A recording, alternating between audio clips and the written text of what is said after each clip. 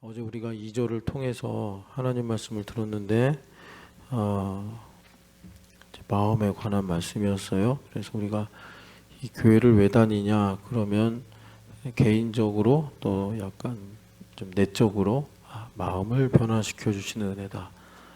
그래서 사고방식이 바뀌고 또 내가 생각하는 기준이나 이런 내용이 바뀌어서 하나님의 뜻을 이제 우리가 발견한다. 그러려면 세상의 풍조를 따르지 않아야 되는데 이런 것들을 성령 하나님께서 드러내셔서 내가 세상을 사랑하는 마음이나 또는 내가 하나님에 반하여 가지고 있는 그런 어떤 생각의 체계들, 근데 이런 것들은 이제 감춰져 있기 때문에 우리가 일상에서 말하고 살아가는 걸로는 잘 모르고 성령 하나님께서 특별한 상황을 주셔서 이제 드러나게 하시는 거죠.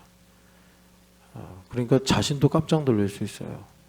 나는 이제 교회 다니면서 하나님 사랑하는 줄 알았는데 어떤 특정한 상황이 와가지고 내가 그 상황 속에서 이제 말을 하잖아요. 변명을 하든지 주장을 하든지 내 생각을 토로하든지 그러다 보면 내 안에 이렇게 하나님을 모르는 마음이 있었구나.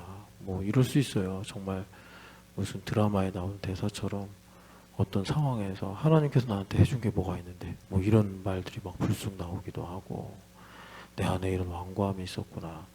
이제 이런 것들을 하나님께서 드러내셔서 참 우리가 요즘에 존 파이퍼 목사님을 통해서 그 조나단 에드워즈의 글들을 접하고 있는데 그때가 1700년대 18세기란 말이에요. 그때는 우리랑 같은 인간이고 같은 지구에 살았지만 완전히 별천지에 살던 시대죠. 그런 사람들이 어떻게 보면은 이런 이제 산업혁명으로 인해서 도시화, 또 뭐가 있을까요? 물질 문명 이런 게 고도로 발달하기 전에 인간이 하나님 주신 물론 타락했지만 그나마 있었던 그런 어떤 자연 상태에서 향유했던 은혜의 마지막 모습이 아니었나 이런.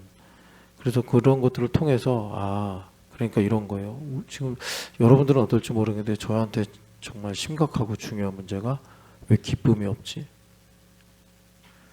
왜 기쁨이 없지? 근데 우리는 기쁨이 없는 거를 좋은 일이 없으니까 기쁨이 없지. 이러고서 교회 다니는데 그건 나랑 결혼하는 게 하나도 기쁘거나 좋지도 않는데 웨딩드레스를 입고 있는 사람하고 똑같은 거예요. 그러니까 이상한 일이죠. 그래서 우리가 뭐 교회에서 봉사를 하고 성경을 많이 읽고 기도를 뜨겁게 많이 하고 그래서 어떤 체험을 하고 이런 거 있기 전에 하나님으로 인해서 내가 기뻐해야 되거든요. 좋은 일이 없어도 심지어 안 좋은 일이 있어도 하나님 생각하면 기쁨이 있고 즐거워야 되는데 그게 없이 그냥 교회 다닌단 말이에요. 그런데 인간이라는 존재가 사실은 공기나 물처럼 기쁨이 없으면 못 사는 존재거든요. 그러니까 어떻게 하냐면 이제 대체품을 찾죠. 세상에 있는 것이나 세상에 있는 것들을 통해서 내가 기쁨이 없이는 살 수 없으니까 이제 그런 것들을 우리한테 여러 가지로 제공하는 게 요즘 이제 사회 문화라고 할 수 있죠. 그래서 이런 것들에 길들여져 가지고 제가 요즘에 고민하는 게 그거예요. 기쁨이 없는데 신앙생활을 하네. 그러니까 어떤 오랜 습관에 젖어서 안 하면 좀 불편한 생각이 드니까 그런 거예요. 우리가 한번 이제 그런 내용들을 통해서 기쁨이 없는데 왜 신앙생활을 할까? 우리가 한번 생각을 해봐야 되는데 여하튼 그런 내용들이 이제 2절의 말씀이고 이 2절의 말씀은 1절에 속해 있는 구절이다. 이 1절의 영적 예배가 뭐냐를 우리한테 자세하게 말씀을 하신 게 2절이다. 그래서 1절의 영적 예배, 일단은 여러분 성경은 이제 번역을 한 거니까 어떤 건 좀 직역에 가까운 번역도 있고 어떤 거는 이해를 돕기 위해서 쉽게 만든 번역도 있고 그래요. 그래서 여기 영적 예배는 매우 쉽게 이해하기 쉽게 하려고 선택한 번역이고, 그래서 여러분들 성경에 아마 이제 각주가 있으면 영적 예배가 합당한 예배다. 근데 이것도 좀 충분한 번역은 아니다. 그래서 여하튼 그 영적 예배가 뭐냐라는 것을 2절에서 풀어서 말씀하시는데, 그러니까 여기서 하는 예배는 이거 영적 예배는 아니죠. 지금 우리가 새벽에 모여서 하는 건 영적 예배가 아니에요. 믿음으로 해야 영적 예배가 되는 거예요. 아벨처럼. 여기서 예배하는데 뭐 저 온라인으로 하신 분들도 그렇고 여기 현장에 계신 분들도 그렇고 하나님 중심으로 예배를 해야지 이게 나를 살리는 예배. 여기서 믿음이 없으면 가인처럼 예배할 수도 있는 거예요. 그러면 영적 예배가 뭐냐? 일단은 이 세대를 본받지 말고, 그러니까 내가 이 세상의 풍조를 따르는 게 뭔가, 내가 세상을 본받은 것이 뭔가, 짧게는 어제 하루, 길게는 나의 인생을 하나님께서 조명하셔서 내 안에 이렇게 세상을 본받은 모습이 있구나. 그래서 이걸 우리가 일종의 함수다라고 부른다고 어제 말씀드렸는데, 그래서 여러분들도 좀 이렇게 보고 여러분들의 함수를 발견하시라고 제가 이런 함수를 발견했습니다. 이런 말씀을 어제 드렸는데, 기쁨은 강요되면 안 된다. 기쁨은 자연스러워야 된다. 이런 함수가 제 안에 있더라고요. 그러니까 마귀한테 맨날 속죠. 죄인으로 태어나서 죄 가운데 사는 인생이 훈련과 노력 없이 어떻게 하나님의 기쁨을 알 수가 있어요. 말이 안 되는 거예요. 그런데 문화와 뭐 여러 가지 이제 뭐라 그럴까, 하여튼 문화가 제일 강력하게 작용을 하긴 했는데, 그래서 내 안에 진정한 기쁨이란 자연 발생해서 뭐라고 우연에 의해서 내가 노력을 하지도 않아도 막 이렇게 마음에 일어나는 이런 게 진정한 기쁨 아니겠나. 말은 그럴싸하고 되게 좋은데 내가 그러면 그만한 수준이 돼야 될 거 아니에요. 내가 그만큼 거룩하고 내가 그만큼 영광을 즐거워하고 그래야 되는데, 내가 즐거워하는 건 영광보다 썩어질 것을 좋아하고 내 체질 자체가 거룩보다는 내 지금 말초신경이라든가, 요즘같이 더우면 좀 시원한 바람을 더 좋아하지, 더운 속에서 땀 흘리면서 뭐 하나님을 위해 일하고 이런 것보다 우리가 그게 더 가깝잖아요. 그러니까 당연히 하나님을 위한, 하나님을 기뻐하고 영원한 기쁨, 나를 살리는 기쁨, 그런 것들은 그러니까 나를 쳐서 복종시켜야 하기도 하고, 또는 뭐가 있을까요? 하여튼 그런 모든 것들을 나한테 요구한단 말이에요. 그런데 그런 함수가 내 안에 딱 있으니까 기쁨이 없는 신앙생활을 하네.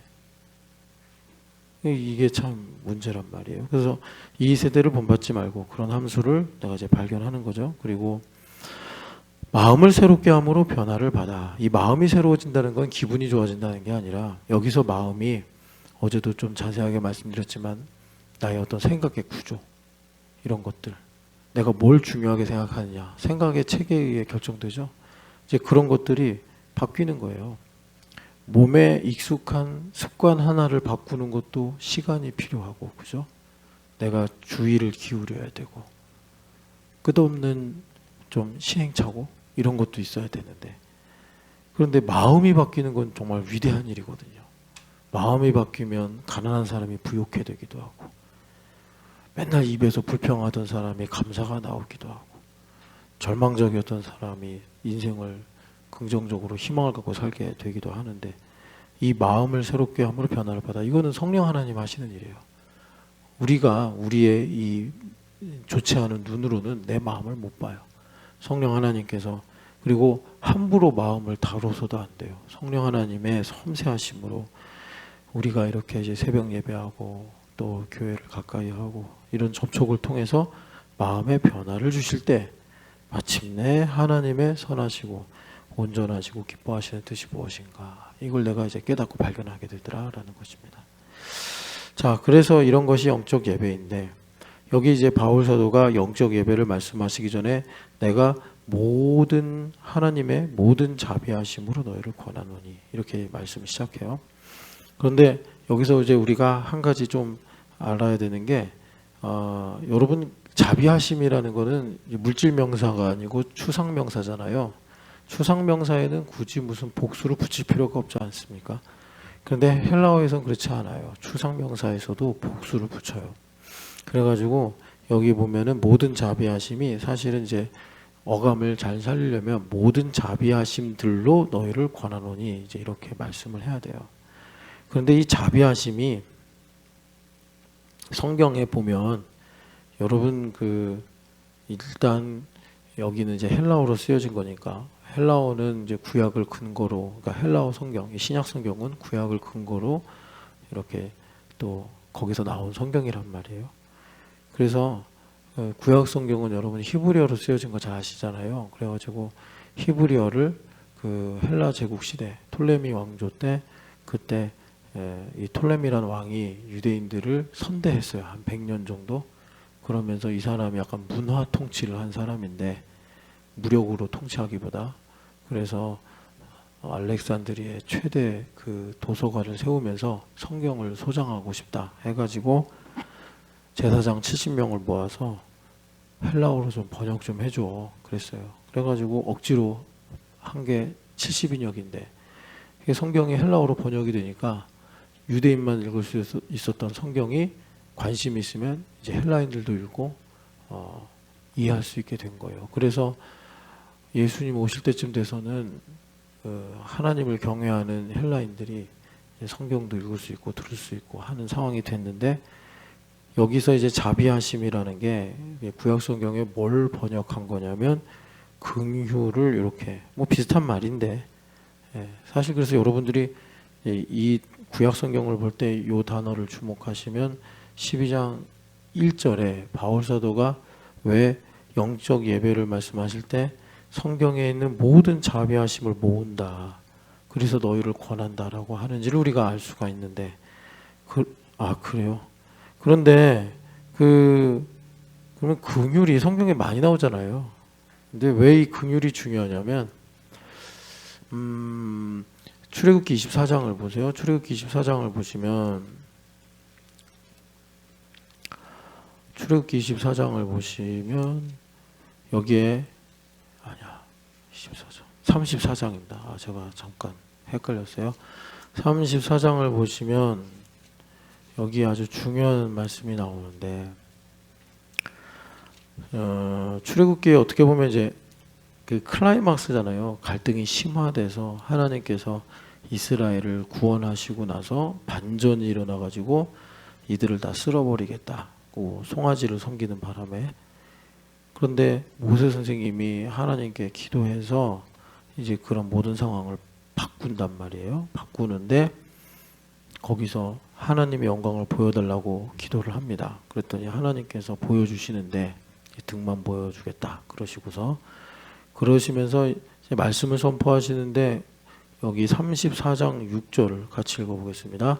여호와께서 그의 앞으로 지나시며 선포하시되 여호와라 여호와라 자비롭고 은혜롭고 노하기를 더디하고 인자와 진실이 많은 하나님이라. 아멘. 잠언에 보면은 하나님께서 죄를 용서하실 때 인자와 여기 진실로 덮어주신다 이렇게 죄사함을 말씀하세요. 이건 여러분들이 따로 나중에 잘 묵상하시고 그리고 그 위에 보면은 여호와래요. 하나님을 여호와라고 나는 여호와다 이렇게 말씀하시면서 여호와라는 말이 무슨 뜻이냐 여기 보면 자비롭고 은혜롭고 노하기를 더디한다라고 말씀하세요. 그래서 여기 자비롭고가 다른 성경에서 이제 시편이나 이런 데서는 긍휼로 번역이 됐어요. 그러니까 여호와가 왜 하나님이 여호와시냐면 이 하나님의 영광입니다. 그러니까 하나님께서 왜 여호와시냐면 긍휼의 하나님이시기 때문에 긍휼의 하나님이시기 때문에 그런데 여기까지만 와도 별로 충격적이지 않으시죠? 다 아는 건데 그래서 제가 문제라니까요. 고민이 기쁨이 없어요. 우리가 기쁨이 없이 살아요. 자 그래서 그럼 여호와라라는 말씀하시면서 하나님이 여호와라시는데 왜 여호와인가 했더니 긍휼의 하나님이시라서 여호와시래요. 긍휼의 하나님이라는 말씀이 무슨 뜻이길래 이걸 이 결정적인 순간에 모세에게 보여주시는 영광이라고 하시는가 보면은 그 앞에 33장 19절 같이 읽겠습니다. 여호와께서 이르시되 내가 내 모든 선한 것을 내 앞으로 지나가게 하고 여호와의 이름을 내 앞에 선포하리라. 나는 은혜 베풀 자에게 은혜를 베풀고 긍휼히 여길 자에게 긍휼을 베푸느니라. 아멘. 그러니까 하나님께서 이제 여호와의 이름을 너 앞에 선포하리라 하시면서 나는 긍휼히 여길 자에게 긍휼을 베풀고 은혜를 베풀 자에게 은혜를 베푼다. 그래서 여호와다. 그러니까는 요걸 좀 이제 풀어서 말씀을 드리면 하나님은 어떤 환경이나 타인의 영향을 안 받으신다. 그러니까 하나님께서 신영기 집사님을 구원하는데 신영기 집사님의 어떤 상태나 조건을 보고 구원을 할까 말까, 은혜를 베풀까 말까를 결정하는 것이 아니라 오직 자기 뜻대로 하나님께서 은혜를 주시고 구원을 이루신다. 그걸 우리가 긍휼이다라고 지금 말씀을 듣고 있단 말이에요.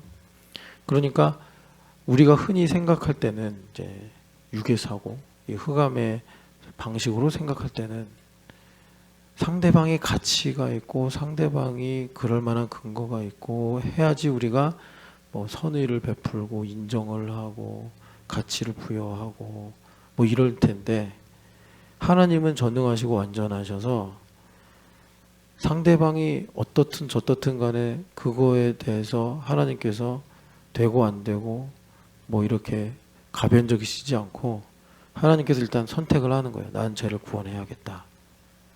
그리고서 말하자면 초질관으로 쭉 가시는 거예요. 그리고 그 하나님의 뜻대로 그를 거룩하게 하시고 이렇게 하셔서 구원을 하시는 일을 완성하시는 거예요. 근데 그런 걸 우리한테 나타내시기를 긍휼이다. 나는 긍휼히 여기고 싶은 사람, 내가 긍휼히 여기기로 한 사람을 나는 긍휼히 여긴다. 이렇게 하나님께서 우리에게 말씀을 하시는 것입니다. 그래서 이 말씀을 가지고 로마서 9장을 볼게요. 로마서 9장을 보면은 바울 사도가 하나님께서 이제 자기를 왜 이방인의 사도가 되게 하셨느냐를 이제 설명하는데 그게 복음의 신비고 그게 지금 우리에게도 너무 절실하게 필요해요. 우리 현실의 모든 문제를 해결하려면 우리가 복음의 신비를 알아야 된대요. 우리 경섭이가 오늘 새벽 예배 나왔는데 경섭이가 지금 이제 구직을 하고 있거든요. 이 문제가 경섭이의 어떤 스펙이나 경섭이의 노력이나 경섭이의 행운으로 결정되는 게 아니라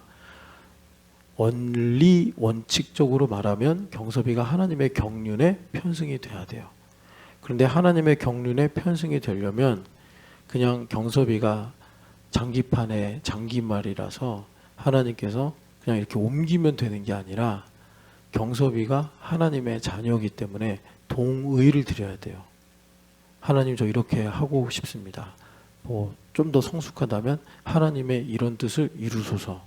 이렇게 그 일에 맞는 마음이 담긴 신앙 고백을 하나님께 이제 기도로 드려야 돼요. 그걸 한마디로 그의 나라와 그의 의를 구하라 그런 거예요.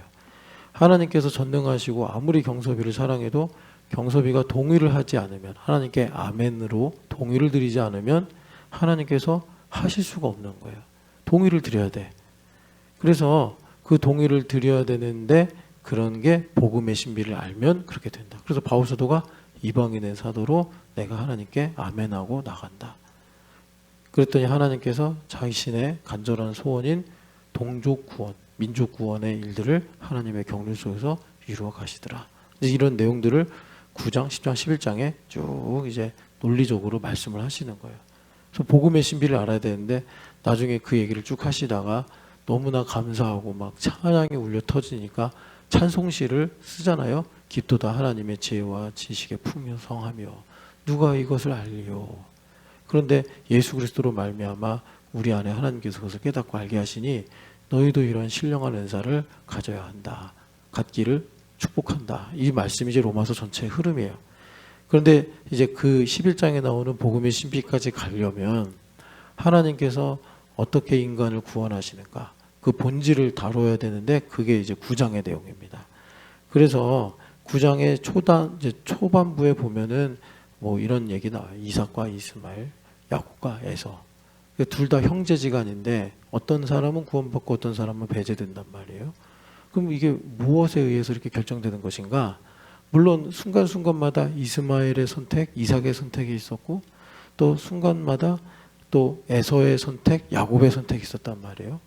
에서는 팥죽을 택하고, 팥죽을 택했다는 것은 뭐 먹는 걸 좋아했다 이런 차원이 아니고 눈에 보이는 걸 따라갔다 이거예요.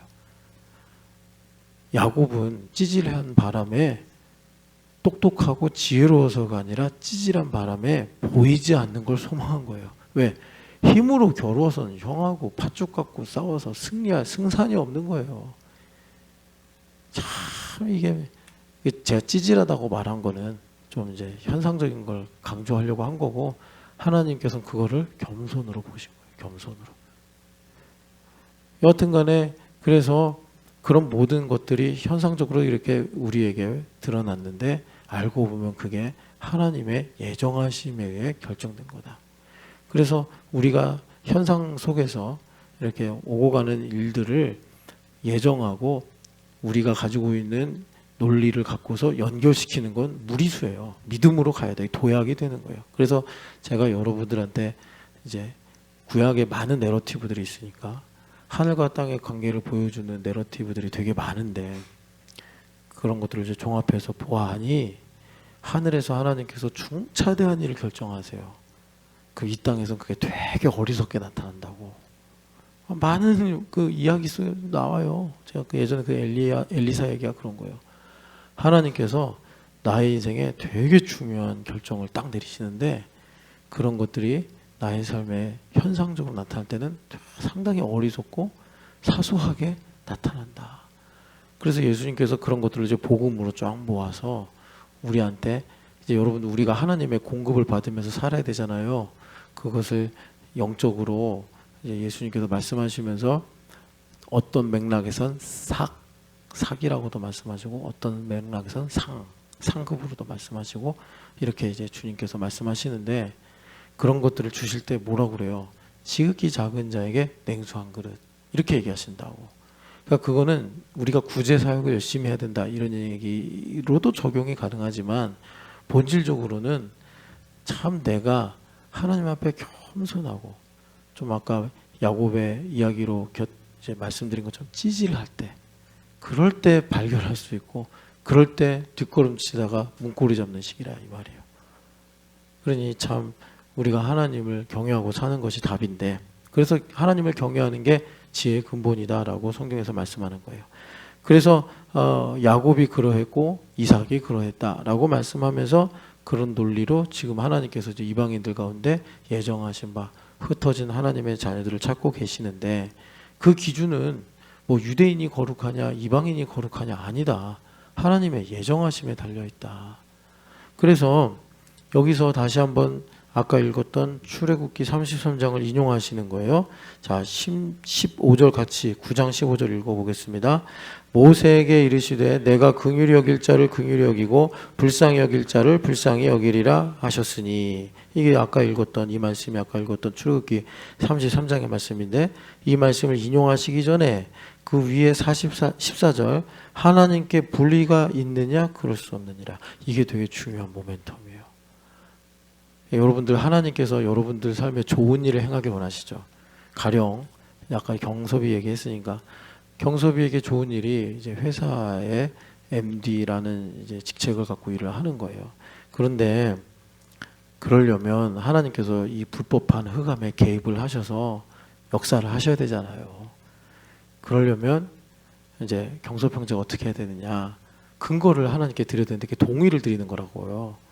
그러면 이거예요. 경섭 형제가 이제 참 생각을 해보는 거예요. 자기가 태어나서 지금까지 자라오면서 살아온 시간들 그 가운데 뭐 이제 하나님께서 부모님 만나서 건강하게 행복하게 배고프지 않고 살아온 건 감사한 일이죠. 그런데 이렇게 이제 경섭이도 나이가 이제 30이 돼가지고 돌아보면 좀 서운한 거, 또 약간 원망 섞인 거, 이해가 안 되는 것, 이런 것들이 있을 거란 말이에요. 이제 30살 정도 됐으니까. 그런 것들에 대해서 하나님 감사합니다. 반대로 하나님 왜 그러셨습니까? 하나님 뭐 예를 들어서 이런 말 하면은 좀 그럴까? 이럴 수 있잖아요. 경섭이가 하나님 이거 이게 아니지. 저도 독일 유학 보내주시지. 왜 둘째 누나만 유학 보내주고 제가 뭐 형제지간에 싸움 붙이려는 게 아니라 그럴 수 있잖아요. 나도 미국으로 좀 유학 좀 보내주지. 그러면서 이제 좀 섭섭할 수 있잖아요. 하나님께. 근데 여기 말씀대로 경섭아, 하나님께 불의가 있겠냐? 그때 하나님 감사합니다. 주님께서 나를 안성에서 이렇게 자라게 하시고 마침내 스키장 가는 줄 알고 왔더니 MT 와가지고 그게 교회와 인연이 돼서 지금까지 이렇게 교회 다니면서 구원받게 하시고 하나님 오르십니다. 이렇게 해야지 하나님께서 우리의 삶에 개입할 수 있는 근거가 생긴단 말이에요. 지금 제가요 말씀드린 게 뭐냐면 속량이라는 개념을 적용적으로 말씀드린 거예요. 여러분 속량 받으셔야 되는데 속량이라는 게 뭐냐면 이제 우리를 값주고 사셨다잖아요. 그럼 값주고 사셔서 뭐가 다른데 바꿔주신다고. 하나님께서 나의 삶을 실패를 성공으로 어둠을 빛으로 좋은 걸로 바꿔주신다고 속량을 해서. 왜 값주고 사셨겠어요? 사랑하시려고 값주고 사신 거지. 그럼 우리가 뭘 해야겠어요? 속량 받은 바 은혜를 알고 동의를 드려야 된다고. 우리가 이런 생각이 없는 이런 무기질의 컵이라면 동의를 드릴 필요 없어요. 그냥 하나님께서 자 여러분들이 어디 마트 가서 컵을 돈 주고 사왔어요. 얘를 찬장에 넣든 얘를 부엌에 넣든 뭐 화장실에 넣든 뭐 그냥. 그런데 하나님은 우리를 이렇게 컵으로 대하지 않고 하나님의 자녀로 대하신단 말이에요. 동의를 드려야 돼. 동의를 드려야지 하나님의 뜻대로 얘가 거룩하게 쓰임을 받는 거예요. 그래서 불의가 있느냐? 이 질문 되게 중요해요. 아니 없습니다. 하나님 다 오르십니다. 나를 가난하게 하셨고 나를 연약하게 하셨고 나를 실패하게 하셨고 나를 눈물 짓게 하신 하나님 감사합니다. 이래야 돼요. 근데 여러분들 제가 왜 이 말씀을 드리냐면 이게 돼야지. 그러니까 여러분들이 우리 교회 지금 이제 수면 아래서 하나님 많은 일들을 하시는데 그 중에 하나가 이제 원죄 부분을 다루시거든요. 저도 새롭게 배우고 있어요. 이제 여러분들하고 같이 있으면서. 그런데 이런 좀 이따 이제 좀 더 자세하게 나눌 수 있는 시간이 있을지 모르겠는데 원죄라는 게 사실은 우리가 개념적으로 가지고 있는 선악과를 먹은 거, 뭐 아담이 하나님 말씀 안 들은 거, 좀 더 이제 이런 것들을 내러티브가 아니라 본질적으로 좀 말하자면 하나님과 단절돼서 내 힘으로 사는 거, 이렇게까지는 가요. 그런데 이렇게만 알아서는 내 것이 안 돼. 이 성경의 진리가. 그러니까 하나님께서 특정한 상황을 주셔서 나를 아주 예민하고 날카롭게 하셔가지고 그래서 나에게 원죄가 드러나게 하세요. 그래서 원죄 같은 건 뭐냐면 너 왜 그래? 그러면 그냥 변명하다가 더 이상 변명할 게 없어. 또 저번에는 이게 좋다고 그랬는데 왜 지금은 이렇다고 주장을 하니? 너 남한테는 이렇게 해놓고서 왜 너 자신에게는 다른 기준을 갖고 적용하니? 뭐 이런 식으로 이제 우리가 특정한 상황 속에서 이야기를 할 수 있잖아요. 결국 바닥으로 가면 그냥이에요. 그냥. 너 저번엔 하기 싫다고 그래서 왜 지금은 좋다고 그래? 그냥이에요. 근데 그냥이라는 게 뭐냐면 아까 하나님 그러잖아요. 왜 하나님께서 은혜를 베푸십니까? 했더니 나는 나니까. 그런데 우리가 타락하면 우리가 하나님처럼 산다니까요. 너는 왜 저번엔 이렇게 하고 지금 이렇게 하니? 나니까. 내가 원하고 내가 이게 좋다고 생각하니까. 그래서 원죄가 나오는 거예요. 이제 그런 일로 다툼이 생기고 또 내 안에 어두움이 드러나고 그런단 말이에요. 그럴 때 우리가 이제 보통 하는 말들이 너 때문에 불행해 이 얘기예요. 창세기 3장에 아담과 하와가 주고받았던 얘기들이 우리 삶에 계속 그랬는데 자식 때문에 불행해, 남편 때문에 불행해, 교회 누구 때문에 힘들어, 뭐 심지어 조금 더 심각하면 나 때문에 내가 불행해. 뭐 막 셀프로 이제 자학을 하는 거죠. 과거의 나, 뭐 또 지금의 나 이러면서. 그런데 이게 그러니까 이런 거예요. 그 나에게 하나님의 주신 은혜가 깊어서 우리 교회가 종종 말하듯이 숨 쉬는 것도 죄구나. 이렇게 하나님의 은혜를 내가 무겁게 알면 하나님께서 나에게 새 일을 행하실 때 이제 그런 나에게 원죄에 해당되는 차원을 드러내시거든요. 그럴 때 하나님께 불의가 있느냐라는 질문이 여러분들 눈에 무슨 뭐 문장으로 보이지 않아도 하나님께서 던지신단 말이에요. 만천하를 앞에 두고 내가 증인이기 때문에 나를 이 시대 앞에 두시고 하나님 불의하시냐 할 때 우리가 증인으로서 아니요, 나를 가난하게 하신 하나님, 나를 아프게 하신 하나님, 나를 외롭고 힘들게 하신 하나님은 옳으십니다. 이래야지 우리 하나님께서 내 삶에 개입하셔서 이제 하나님의 뜻을 이루시고 영광을 받으시는데, 그럴 때 제 남편 때문입니다. 제 애들 때문입니다. 제 부모님 때문입니다. 하나님 섭섭합니다. 이래버리면 하나님 일을 못하세요. 그래서 이 질문이 되게 중요하다. 하나님께 불의가 있느냐? 없습니다. 하나님, 나는 예수님 한 분으로 충분합니다. 제가 가난했기 때문에, 제가 어리석었기 때문에, 제가 연약했기 때문에, 제가 방황했기 때문에, 제가 넘어졌기 때문에 오늘 내가 예수님을 나의 구주로 영접하고 예수님을 선택할 수 있었습니다. 하나님 오르십니다. 이렇게 가야 된다고. 이 질문이 그렇게 중요하고, 그래서 이제 그 질문을 바울 사도가 던지신 다음에 15절에 출애굽기 33장을 이제 인용하시고, 그러면서 인용하신 다음에 16절에 내가 지금 말하려고 하는 게 뭐냐면, 인간이 아무리 원하든 아무리 노력하든 하나님 앞에 그것이 공로가 될 수가 없다 하시면서 이제 17절에 출애굽기에 보면은 하나님께서 파라오의 마음을 계속 완악하게 하신다라고 하잖아요. 그것 또한 마찬가지다.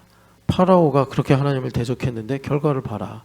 하나님께서 만천하에 하나님의 능력을 보이시고, 심지어 가나안 땅 산골짜기까지 파라오가 하나님을 대적하는 바람에 일어난 10가지 재앙 때문에 여리고성 사람들도 발발발발 떠면서 40년이 지났는데도 성문 걸어담그고, 야, 우리 이제 끝났어, 죽었어, 마음이 녹아내린다, 라합이 그랬잖아요.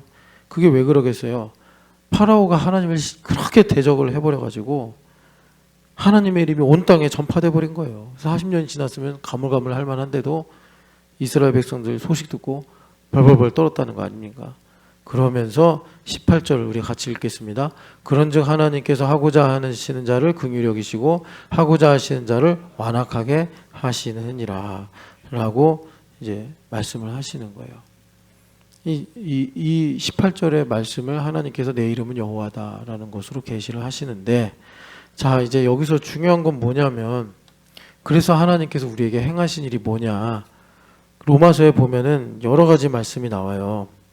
하나님께서 우리를 양자 삼으셨고, 아까 전에 우리가 들은 하나님 나를 속량하셨고, 하나님 나를 의롭다 하시고, 하나님 나를 또 콜링도 하셨죠. 부르시고, 하나님 나를 영화롭게도 하시고, 또 하나님 나에게 성령 하나님 부어주시고, 그리스도의 영을 부어주시고, 하나님 나를 상속자 되게 하시고, 지금 이거를 제가 순서를 염두에 두지 않고 그냥 생각나는 대로 적었는데 그 기타 등등 더 많죠.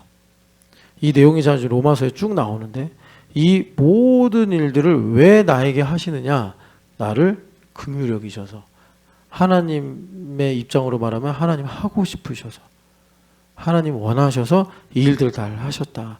그래서 이 모든 일이 다 긍휼이에요. 그래서 하나님의 모든 자비하심으로 너희를 권하노니, 이 말씀이 이걸 다 끌어오면서 이제 주님께서 이런 모든 일들을 하셔서 우리에게 말씀하시는 것이 영적 예배를 드려라 이겁니다. 자, 영적 예배를 드리라는데, 자, 영적 예배가 의역을 한 거라고 그랬어요. 그래서 일면 쉬운 장점도 있는데 다른 면으로는 깊이가 좀 이제 충분하지 않은 그런 한계도 있어요. 그래서 여러분 킹제임스 버전을 보시면 이 영적인 예배를 리즈너블 워십으로 씁니다. 이렇게 보면 합리적인, 뭐 이성적인, 뭐 이렇게 하면서 예배 이럴 수 있죠. 그러니까 좀 약간 무리수를 두면서 직역을 해버린 거예요. 그 맥락을 좀 따라서 예배가 어떻게 이 리전 안에 갇히겠습니까? 그죠? 그래서 NASB는 이거를 어떻게 번역을 했냐면 이제 문맥을 살려서 스피리추얼, 영적인, 여기 워십이라고 안 하고 뭐라고 그랬냐면 서비스로 했어요. 이 서비스도 좀 무리스럽게 직역을 한 거예요. 물론 서비스가 이제 예배라는 느낌도 있긴 한데 여기서는 이제 월십으로 했습니다. 자, 여러분, 이 예배가 성경에서 흔히 쓰이는, 우리 예배의 전신이 제사잖아요. 제사, 하나님께 나아가는 제사.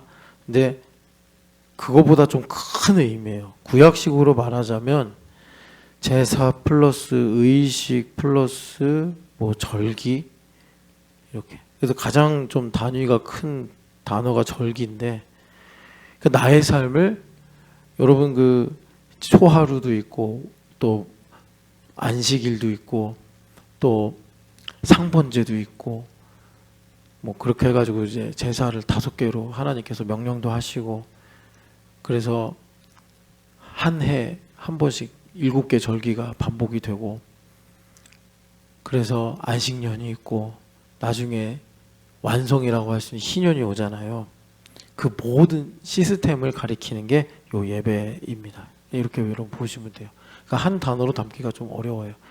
자, 그런데 이 예배가 그냥 구약 성경의 율법대로 드리는 예배가 아니라 여기 보니까 영적인 예배다 이렇게 말씀한단 말이에요. 그 영적이란 말을 우리가 좀 잘 봐야 되는데, 먼저는 좀 예배를 정리하고 갈게요. 어제 여러분 그 출애굽기 12장 읽은 거 기억나시죠? 24, 25절. 내가 너희들에게 이런 규례를 주니까 유월절을 영원한 절기로 지켜라. 이런 주님 말씀하시거든요. 그러니까 유월절을 지킬 때 뭐가 있어야 돼요? 하나님의 규례대로 유월절을 지켜야 된단 말이에요. 날짜라든가 염소하면 안 된단 말이에요. 반드시 양을 해야 되고, 양의 피를 그냥 내가 좋아하는 데다가 뿌리고 바르면 안 되고 문설주와 인방에 꼭 발라야 되고, 그러면서 쓴나물 먹어야 되고, 하여튼 뭐 이런 이제 하나님께서 구체적인 규례를 주셨고, 그 규례대로 해야지 유월절이 하나님께서 복을 주시는 절기가 된단 말이에요. 거룩한 그런 규례들이 있어야 된다. 그래서 우리가 그런 일종의 규례들을 오늘날 문자적으로 지키는 게 아니라 나의 삶에 하나님 주신 선하시고 기뻐하시고 온전한 뜻이 무엇인지를 내가 테이크해야 된다고요. 삶에서 성령 하나님께 듣고 내가 테이크를 하든지 하든지 해가지고 그것을 가지고 내가 나의 삶을 살아갈 때 나의 삶의 영적 유월절, 영적 초막절 이런 것들이 있게 된단 말이에요. 자, 그런데 로마서 9장 4절 여러분 한번 읽어보겠습니다. 그들은 이스라엘 사람이라 그들에게는 양자됨과 영광과 언약들과 율법을 세우신 것과 예배와 약속들이 있고, 그러니까 지금 이스라엘 백성들에게 하나님 주신 축복이 뭐냐 쭉 말씀하시는데 이 중에 여기 예배가 있고, 여기 예배가 그러니까 아까 말씀드린 대로 상번제부터 시작해서 희년까지 가는 모든 의식과 예법이에요. 그런 것들 하나님 주셔서 만날 만한 때에 찾으라. 뭐겠어요? 하나님께서 그렇게 이제 규례들을 주셔가지고 하나님께서 만날 수 있는 기회를 주실 때 놓치지 말고 그를 찾고 하나님께 들음으로 이제 복을 받아라, 이제 이런 말씀이죠. 이스라엘 사람들이 이런 복을 받았다고 말씀하시는 거예요. 자, 히브리서 9장 1절을 보겠습니다. 히브리서 9장 1절 말씀 같이 읽겠습니다. 첫 언약에도 섬기는 예법과 세상에 속한 성소가 있더라. 그래서 이것을 뭐라고 그러냐면 그림자다라고 말씀하신단 말이죠. 그림자가 그 아래 10절부터 읽어보겠습니다. 이런 것은 먹고 마시는 것과 여러 가지 씻는 것과 함께 육체의 예법일 뿐이며 개혁할 때까지 맡겨둔 것이라. 그래서 그림자라는 말씀이 여기 어디 있는데 제가 지금 딱 찾지를 못하고 있네요. 이 모든 것들의 그림자다라고 말씀을 하세요. 그림자가 어디가 온 거야? 나중에 여러분 쭉 읽어보면서 찾아보세요. 그래서 이런 예법들이 있었는데 예수님께서 그것을 이제 우리 마음에 새기시는 거예요. 그 예법을 새기셔서 자, 14절 읽어보겠습니다. 하물며 영원하신 성령으로 말미암아 흠없는 자기를 하나님께 드린 그리스도의 피가 어찌 너희 양심을 죽은 행실에서 깨끗하게 하고 살아계신 하나님을 섬기게 하지 못하겠느냐. 아멘. 자, 그러니까 여기 보면은 그것이 이제 마음에 새겨지면 어떤 일이 생기느냐. 이 단어가 바뀌니까 우리가 이 맥락을 놓칠 수도 있는데, 여기 보면 살아계신 하나님을 섬긴다 그러죠. 이게 똑같은 아까 전에 영적 예배니라, 여기서도 이제 예법이다 하고 하는 그런 내용이에요. 그러니까 우리의 삶이 하나의 의존화된 삶이 되는 거예요. 그런데 이게 율법적인 의존이 아니라 자유로운 의존이에요. 자유로운 의존. 여러분들이 이 감을 잡는 게 상당히 중요한데, 그래서 이번에 요세프 수련회의 이 주제인 자유가 중요해요. 살아계신 하나님을 양심을 따라 섬기는데 이제 그것이 영적 예배가 되는 거예요. 자, 그러면 한 가지만 여러분 예를 들어 볼게요. 그 출애굽기 25장을 한번 보세요. 여러분들이 그냥 휙 지나갈 수 있는 성경 구절 하나만 특정해서 묵상을 해봅시다. 25절 보면은 여기에 이제 성전에 쓰이는 기물들 이야기가 나오는데, 23절부터 23절만 읽어봐도 되겠네요. 23절. 자, 너는 조각목으로 상을 만들되 길이는 2규빗, 너비는 1규빗, 높이는 1규빗 반이 되게 하고. 자, 이 조각목이라는 게 여러분 좀 우리한테 낯선 이름인데, 그 광야에 가면은 만나는 아카시아 나무래요. 그래서 아카시아 나무 특징이 뭐냐? 제가 찾아보니까 엄청 단단하고 잘 안 썩으면서 가볍대요. 그러니까 딱 성막을 위해 쓰이기 좋은 나무죠. 딱 좋은 나무죠. 일단 썩지 않아야 되잖아요. 비 맞거나 뭘 해도. 두 번째는 부러지면 안 되잖아요.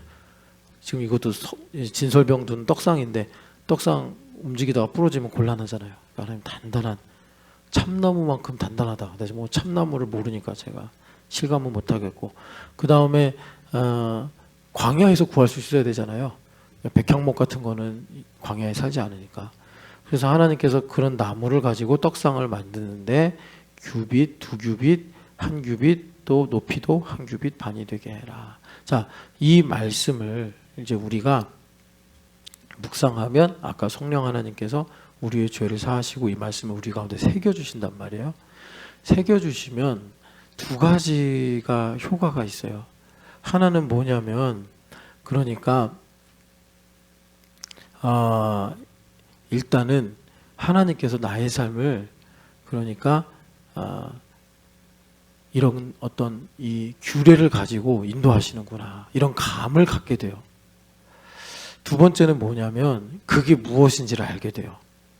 이 규례가. 그러니까 여러분, 이스라엘 백성들이 하나님께 떡상을 이제 만들어서 예물로 드려야 되는 거예요. 성막을 완성하려면. 그런데 어떤 사람은 기준이 이럴 수 있잖아요. 조각목보다 내가 좋아하는 다른 나무, 뭐 무화과 나무로도 할 수 있는지 모르겠는데 무화과 나무나 아니면은 뭐 백향목이나 우리나라로 말하면 뭐 금송 같은 소나무나 이런 걸로 하고 싶다. 안 된단 말이에요. 더 좋은 목재가 있든, 또 인간은 사실 또 좀 더 경제적으로 하고 싶은 마음이 있잖아요. 그런다고 해서 이 조각목보다 또 경제적인 나무를 선택할 수가 없고, 그리고 어떤 사람이 하나님께 참 잘해드리고 싶어. 그래가지고 아이고 1규빗 갖고는 하나님 안 됩니다. 너비는 한 10규빗 정도 돼야 되고, 길이 안 됩니다. 주님이 한 20규빗 정도 돼야 됩니다. 그래서 이렇게 큰 떡상을 만든다. 그것도 틀린 게 된단 말이에요.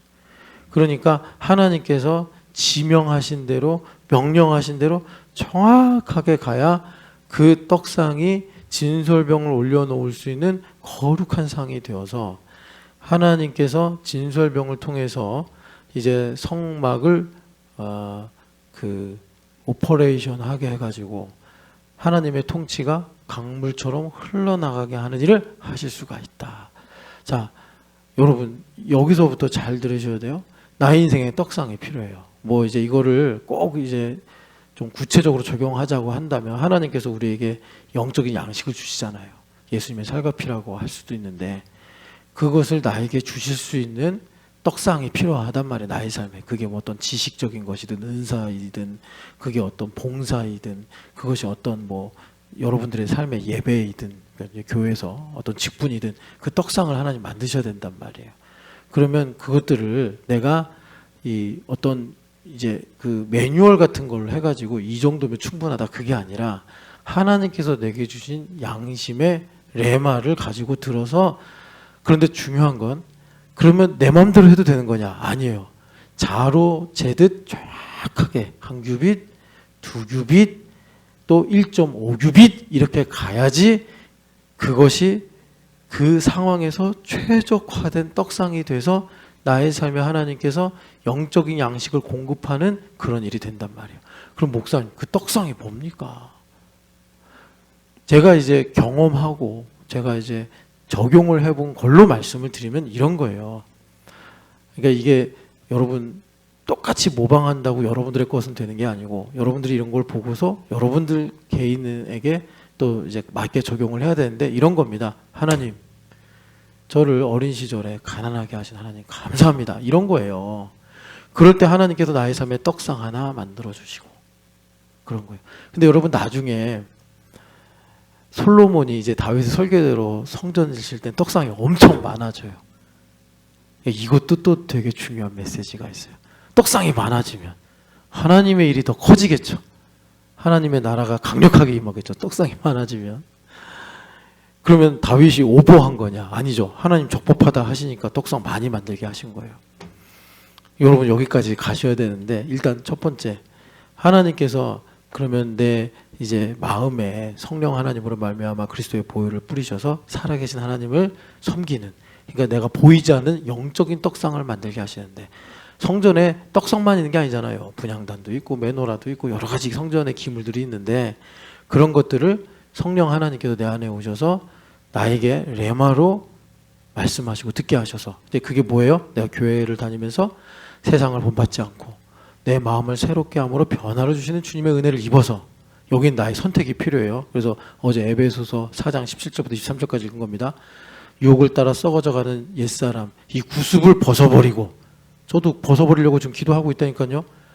아 기쁨은 자연스러운 것만이 아니구나. 자연스러운 것도 있겠죠. 꽃을 보면 아 예쁘네. 이것도 기쁨이죠. 근데 어떤 기쁨은 더 고상한 기쁨은 정말 나에게 생명을 주는 기쁨은 나를 쳐서 복종시켜서 하나님의 뜻대로 행하게 될 때 나타나는 기쁨이 있단 말이에요. 그런 것들을 우리가 이제 썩어져가는 구습을 벗어버리고 새 사람을 입어서 마음이 변화가 될 때 하나님께서 나에게 떡상 하나 아 주님 감사합니다.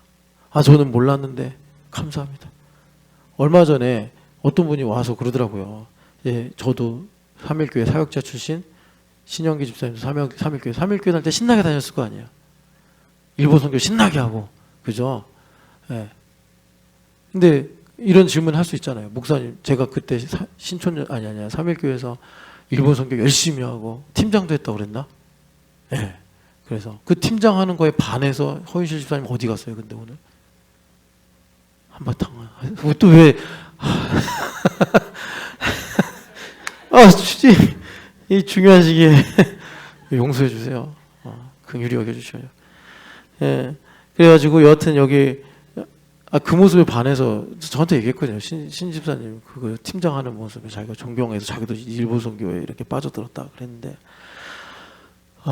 그 의미가 무엇입니까? 그건 사라진 겁니까? 질문할 수 있죠. 신 집사님이 이제 거기서 매일마다 하나님의 기뻐하시고 선하시고 온전하신 뜻을 깨닫고 분별하며 살아갈 때 하나님께서 형기야 그거 없어진 거 아니다. 그 너의 삶에 하나님께서 너의 그 떡상으로 내가 너를 위해 일한 것이다. 그럴 때 이제 하나하나 성전으로 지어져 가고 완성이 되어져 가는 것입니다. 그래서 이제 영적 예배로 나의 몸을 하나님께 드릴 수가 있게 되는 거예요. 그래서 여기 아까 그 영적 그거를 그 좀 무리하게 직역을 해버려서 킹제임스 버전은 reasonable service다 이렇게 번역을 했는데 그러니까 그 reasonable이라고 말하는 헬라어가 그냥 순수하게 번역을 하면은 thoughtful 이런 거예요. considerable. 그러니까 되게 사력 있고 깊은 묵상을 통해서 나오는 결과들인데 뭐를 근거냐? 하나님의 말씀을 근거로. 좀 더 로마서적으로 말하면 내 마음에 주님께서 깨닫게 하시는 하나님의 선하시고 온전하시고 기뻐하시는 뜻을 근거로 내가 그러니까 그 합당한 영적인 그 나의 삶의 의전의 삶을 내가 갖추게 된다. 그래서 여기 출애굽기의 말씀대로 내 삶에 분향단이 생기고 떡상이 생기고 부삽이 생기고 이러면서 하나님께서 나로 성전으로 이제 움직이며 살아가도록 주님께서 우리 가운데 역사하신다. 하나만 더 말씀드릴게요. 그럼 영적 예배가 뭐냐? 예수님께서 내가 왜 왔다고 그랬어요? 예수님께서 희년을 전하러 왔다. 49년 이 희년이 완성됐다라고 말씀하셨거든요. 희년이 완성됐다는 건 뭐예요? 안식일은 안식일대로, 초하루는 초하루대로, 상번제는 상번제대로, 절기는 절기대로 다 그때 딱딱딱딱딱 맞게 다 어떻게 됐다는 거예요? 다 이루어졌다는 거예요. 충만하게 다 이루어졌다는 거예요. 그걸 못해서 희년이 한 번도 없었다니까요. 심지어 다윗 시대에도 다윗도 치세가 40년밖에 안 돼가지고 안 됐어요. 뭐 49년 이상 통치했으면 됐을지 모르겠는데 한 번도 희년이 없었단 말이에요. 왜? 희년이 되려면 하나님의 말씀의 기준에 의하면 그게 다 완성, 6월절도 다 해야 돼. 근데 히스기야나 나중에 요시야 왕 때 보면은 6월절을 그렇게 안 지켰대요. 그러니까 사무엘 이후로 이런 6월절이 없었다. 이런 말씀 보면 충격이죠. 아니 사무엘 사사 때 왜 6월절 이렇게 안 해? 그러니까 사무엘 이후니까 사무엘까지 했나 보다. 여하튼 근데 그게 이제 오순절도 있고 초막절도 있고 나팔절도 있고 대속절도 있는데 뭐 여하튼 간에 그게 다 안 됐는데 예수님 그냥 오셔서 야 희년 완성 됐어요. 그럼 우리는 어떻게 해야 되겠어요? 믿음을 가지고 나의 안식일, 나의 초하루, 나의 초막절, 나의 23번째 초막절, 나의 뭐 이제 30번째 대속죄일, 나의 31번째 뭐 나팔절, 나의 삶에 선하시고 기뻐하시고 온전한 뜻을 깨닫고 내가 알아서 이것을 나의 삶에 완성을 해가야 된다라는 것입니다. 나의 인생에, 나의 삶의 영적 절기들을 우리가 하나님 앞에서 믿음으로 그러니까 완성해야 된다라고 해야 되나? 그것이 바울 사도가 11장에 말씀하시는 복음의 신비예요. 하나님께서 나의 삶에 이런 계획을 가지고 하나님의 뜻을 이루어 가시는구나.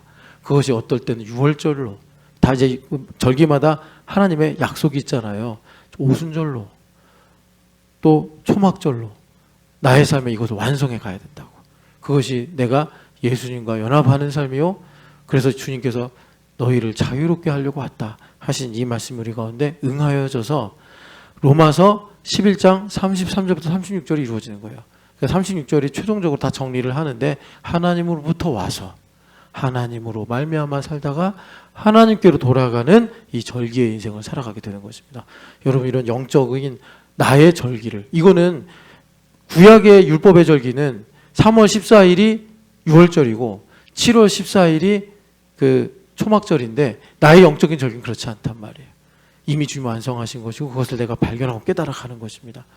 여러분 그렇게 하나님과 동행하면서 하나님을 기뻐하고 즐거워하시는 영적 예배자의 삶을 살아가시기를 축복합니다. 사랑하는 하나님 아버지, 우리 마음에 가장 먼저 내가 너에게 주는 물을 마시면 영원히 솟아나는 샘물이 되리라 하신 말씀이 응하여져서 하나님을 기뻐하는 마음을 가지게 하여 주시옵소서.